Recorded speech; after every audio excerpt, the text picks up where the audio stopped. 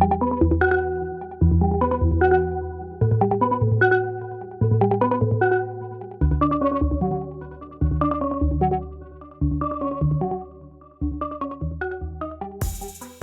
bienvenidos a Hablando Sin Filtros, salud mental en la Salle. En este episodio estamos con la psicóloga de la primera sección y pues esperamos que les guste mucho el capítulo y que nos sigan escuchando. Entonces, Camila, bienvenida, ¿cómo estás? Muchas gracias, estoy muy bien. ¿Y ustedes? No, yo súper bien, ¿y tú, Isa? Yo me encuentro súper bien, me alegra que estés aquí. Gracias por la invitación. Bueno, entonces, antes de comenzar con todos los temas que queremos hablar como para la institución, quiero que nos cuentes como tipo, creo que el podcast va muy enfocado a la tercera sección, entonces nos gustaría que nos contaras cómo es todo por allá en la primera sección, cómo es ser psicóloga de niños tan pequeños. Bueno, Sofi, realmente, la pregunta es muy interesante porque damos por sentado que atender a la parte psicológica en los niños puede ser algo complejo, algo muy, muy difícil. Pero realmente no es así. Yo creo que cada ciclo vital tiene su complejidad, su reto. En la parte chiquitos, en los pequeñitos, es mucho manejo de emociones. Es decir, hay que orientarlos bastante y no solo a ellos, sino también a sus familiares, a los cuidadores, en todo este tema emocional. Porque suelen tener dificultades, no saben cómo manejar de pronto esas crisis, de los momentos de frustración, que el colegio está lleno el espacio escolar está lleno de frustraciones para ellos. Entonces, eso podría ser un fuerte realmente para intervenir en la parte de psicología con pequeños. ¿Alguna pregunta? Pues tú comentabas que de pronto que los niños eran una parte muy sentimental y todo eso, pero ¿cómo haces, por ejemplo, para saber cómo en qué situación los niños presentan esto como una forma de llamar la atención de alguien grande o cuando es realidad? Vale, bueno, miren.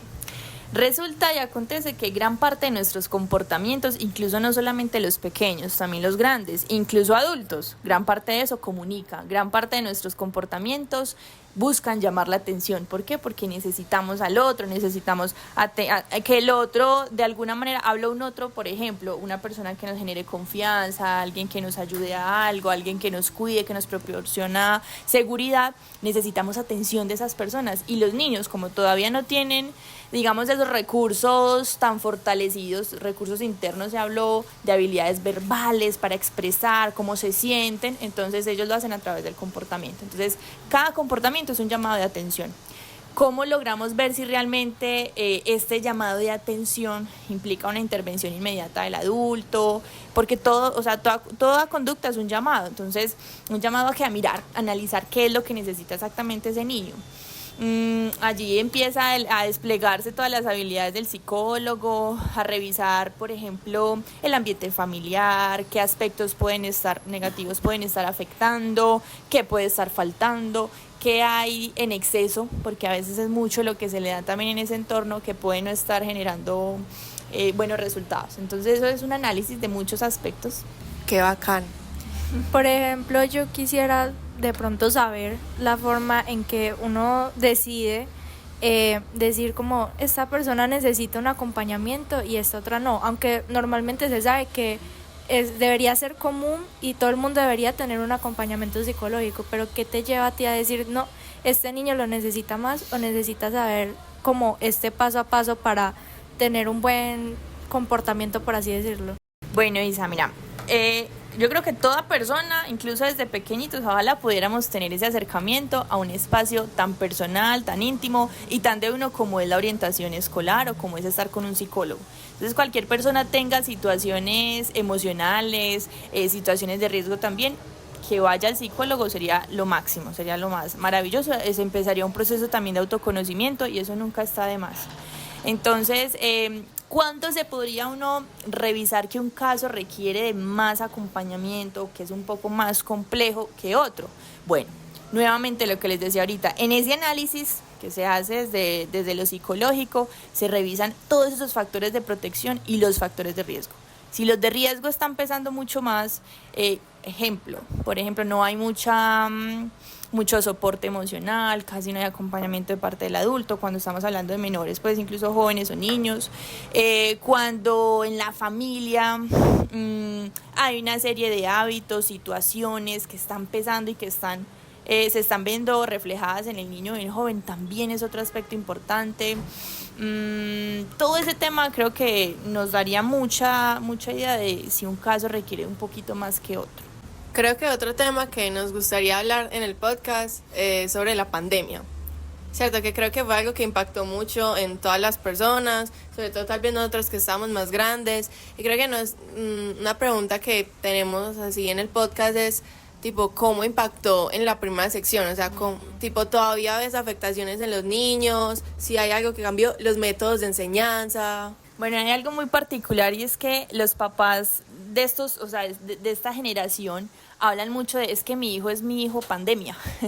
Ya se le habla de mi niño es mi niño, ajá. ¿Por qué? Porque claro, empezó su gestación la mamá, 2020, y hasta ahora pues decimos, es un niño que tuvo las dificultades que se vivieron en la pandemia. Entonces, a ver, eso indudablemente afectó muchísimo, muchos hogares, muchas mentes, muchas dinámicas de familia. A ver, en los pequeñitos afectó muchísimo el proceso natural que debería darse, según el caso a caso, por ejemplo, del desarrollo de habilidades de motricidad fina, habilidades de motricidad gruesa, sobre todo, en especial, habilidades de socialización, socioemocionales en especial. ¿Por qué? Porque son niños que estuvieron siempre en un entorno muy protegido, con papá, con mamá, con cuidadores en la casita, con toda la restricción, no podemos salir, no podemos socializar, muchos incluso fueron retirados de la institución, del colegio, de la guardería. Entonces, claro, en casa los papás hacían lo que podían, y era que pues lo acompaño medianamente en lo que se pueda, pero no había una estimulación lo correcta y suficiente para que niños ahorita ya con 5, con 6, con 7 añitos, por ejemplo, tengan un desarrollo lo más fuerte en todas esas habilidades. Entonces, indudablemente, en las habilidades básicas, tanto físicas como psicológicas, se afectó mucho. En la educación puntual, por ejemplo, en los maestros, también fue un momento de mucho reto, porque tuvieron que repensarse esa educación, sobre todo para las primeras edades. Por ejemplo, educar a un niño de 6 años a través de una pantalla, mantener la atención, hacer realmente que el contenido se interiorice, fue un reto gigante, y para los padres también. Entonces, ahí está, la pandemia, sin lugar a dudas, eso nos dejó muchísimos retos, muchos vacíos también. Pero más que la pandemia, lo que puede generar incluso un vacío más grande es lo que se ve hoy en día, o la costumbre que podemos tener, los hábitos que podemos tener, incluso la fuerza tan grande que implica tener tan fácil acceso a la tecnología, tan fácil acceso al internet en los hogares. Porque ahora los chicos vemos que es muy normal que tengan su celular, incluso desde 6, 7 años, que tengan su tablet, si no la tienen como tal de ellos, que son los dueños, son los papás, pero se la prestan todo el tiempo, o si no están al cuidado de papás, están al cuidado de los abuelitos, de las nanas. ¿Y eso qué hace? Niños que están básicamente cuidados, soportados por tecnología, que para nada obviamente va a favorecer su desarrollo, y aparte de eso que les está generando un vacío enorme en el tema de habilidades socioemocionales. Son niños, vemos niños hoy en día con 7, 8, 9, 10, 11 años, que tienen muy poquitas habilidades de socialización, no saben cómo resolver un conflicto del día a día, no saben cómo manejar sus emociones, al menos lo básico para la edad, no saben comunicar una necesidad correctamente, y eso lo deja todo este tema de la tecnología y el fácil acceso. Pues claramente muchas personas piensan que el colegio podría llegar a ser como un segundo hogar, y esto, como lo ve la pandemia, esa fácil socialización que se tenía comúnmente desde hace años, siglos, décadas y eso, fue como algo muy raro que afectó a las personas. Por ejemplo, las personas que, por ejemplo, se graduaron en pandemia, que no lograron terminar como ese desarrollo en el colegio, o por ejemplo nosotros que nos tocó en toda la mitad de nuestros estudios, eso fácilmente muestra cómo el recorrido de nuestra personalidad cambió completamente por eso. Y creo que otra cosa interesante y que decías ahorita son como esos retos actuales. Y hablando más de la tecnología, creo que también algo que me gustaría saber es como ese fácil acceso que tienen los niños, cómo impacta. O sea, tipo todo eso de, no sé, acceder a, no sé, cosas como videojuegos que no son tan desapropiados a la edad, tal vez incluso tener un fácil acceso a la pornografía. ¿Cómo manejas todo ese tema? ¿Has visto casos? Total, he visto casos de todo, o sea, niños que están expuestos a contenido que no es apropiado, un contenido para adultos, por ejemplo. Es triste porque, pues, no les podría dar como tal datos exactos, pero sí les puedo garantizar que cada vez son niños y niñas con menos edad, o sea, más pequeñitos que están en contacto con contenido pornográfico, con un riesgo alto también de grooming, personas que no tienen una linda intención, por supuesto, en internet y buscan engañar a los niños y demás. Entonces, sí, o sea, por un lado, cada vez niños más pequeñitos están en contacto a este tipo de contenidos que no son apropiados. Aparte de eso, a ver, estos chiquis, su mundo, podríamos decir que el mundo de ellos actual, porque como no tienen tanto esa posibilidad de socializar de una forma correcta, adecuada, en la intensidad adecuada con el otro, o sea, en el contacto de tú a tú, en el juego y demás, sino que lo hacen a través del en línea y ya con eso creen satisfacer esa necesidad de socialización. Pero claro, entonces al verse este panorama tan fácil, tan cercano, donde simplemente prender un computador, desbloquear la tablet y el celular, los niños a través de eso socializan, pero como les digo, pues es insuficiente para realmente lo que necesita un ser humano. Los videojuegos, en especial todas esas plataformas interactivas, se vuelven prácticamente como una dosis necesaria diaria. Si eso no se da, o sea, es muy similar al consumo, por ejemplo, de sustancias, sobre todo a nivel cerebral, ya desde la neurociencia, se dice precisamente que el contenido, bueno, un niño que está expuesto, un niño habla en los primeros años, pues 3, 4, 5, 6 años, que está muy expuestos a pantallas, y ni siquiera estamos hablando de contenido, o sea, estamos hablando de que está simplemente frente a una pantalla, puede ser frente a un WhatsApp, frente a unas imágenes, pero a una pantalla. Mientras más expuesto esté a una pantalla, su cerebro, al estar tan moldeable, tan fresquito, digamos, entre comillas, está en ese momento de desarrollo importante, se ve moldeado, o sea, negativamente. Su anatomía incluso cambia. Mientras más pequeñitos, con más pantallas, su cerebro cambia en anatomía, las sustancias que segrega también. Por eso decimos que hay niños que crecen con más probabilidad, no es que sea un determinante, pero sí hay más probabilidad de que desarrollen trastornos de hiperactividad, déficit atencional, problemas importantísimos, significativos en el manejo de emociones, conductas también inadecuadas. ¿Por qué? Por eso, solamente porque está frente a una pantalla.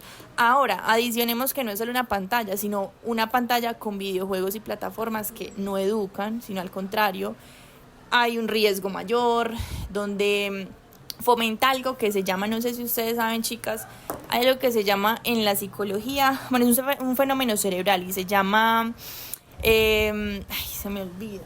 Bueno, es básicamente la necesidad que tiene nuestro cerebro para recibir una recompensa inmediata. Como el de la página.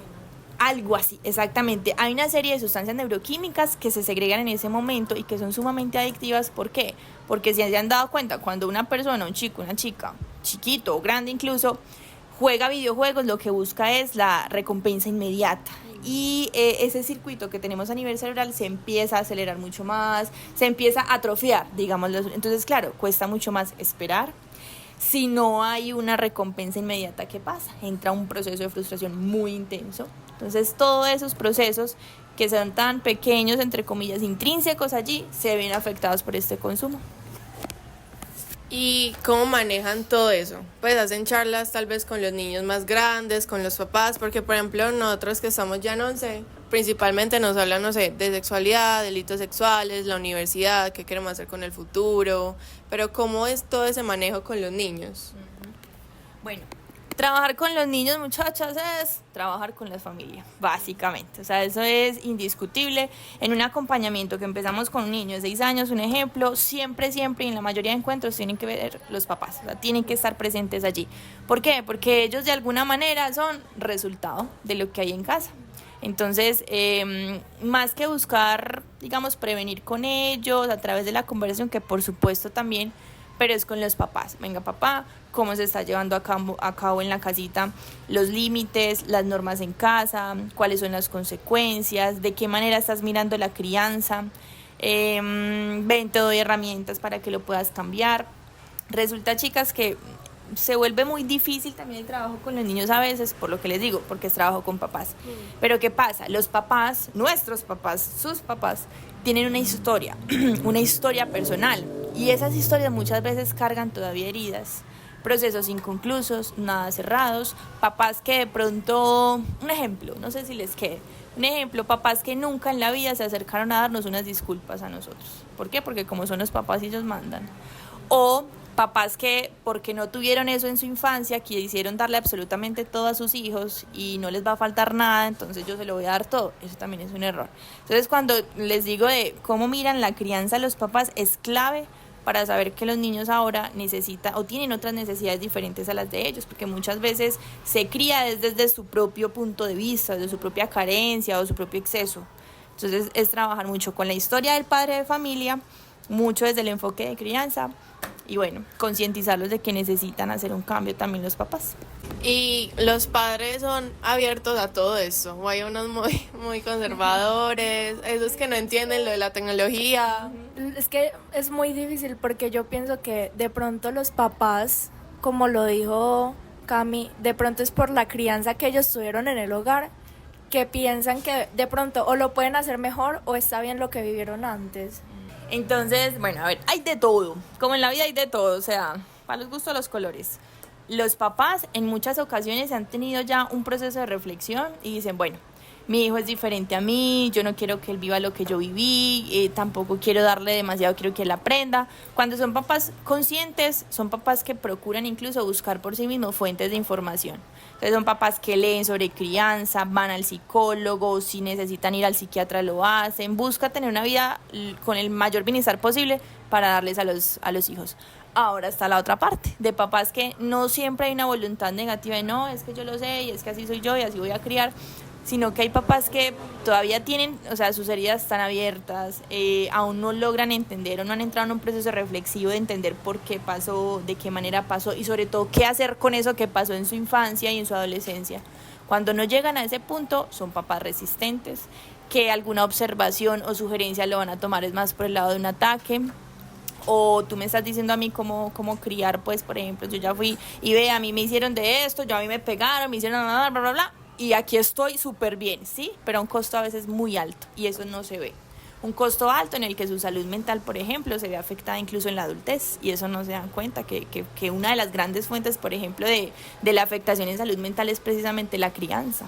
Y por ejemplo, lo que mencionabas ahorita, lo de los índices de depresión, de enfermedades mentales, que todo eso, ¿qué?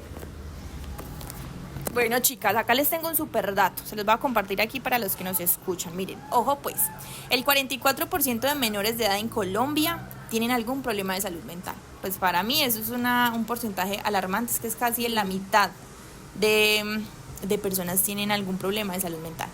En la adolescencia, por ejemplo, los trastornos más comunes son ansiedad, fobia social, depresión, y con un 6.6% hay una presentación de ideación suicida. Eso es un porcentaje supremamente alto también.